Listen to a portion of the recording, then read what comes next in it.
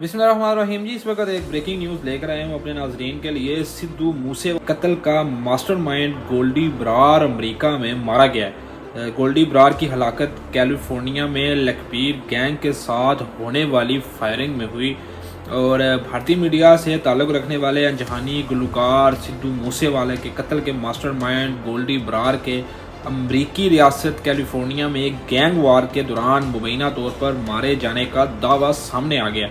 भारतीय मीडिया की जानिब से अमरीकी मीडिया के हवाला से दावा किया गया है कि कैलिफोर्निया में गोल्डी ब्रार और लखबीर गैंग के दरमियान फायरिंग का तबादला हुआ, जिसमें गोल्डी ब्रार मारा गया।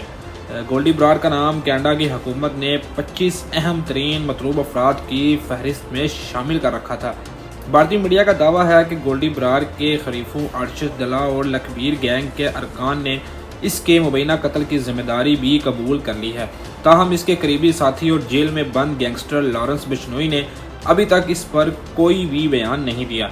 ख्याल रहे कि मूसेवाला कत्ल के 2 और मुल्ज़िमान भारतीय पंजाब की जेल में लड़ाई के दौरान मारे गए थे।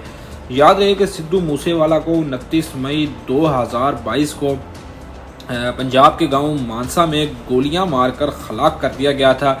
रैपर इस वक्त 28 साल के थे और अपनी शोहरत और कैरियर के अरूज पर थे। याद रहे कि गोल्डी ब्रार की जानब से भारतीय फिल्म इंडस्ट्री के मारूफ अदाकार सलमान खान को भी कत्ल की धमकियां दी गई थी। ये थी जी आज की ब्रेकिंग न्यूज़।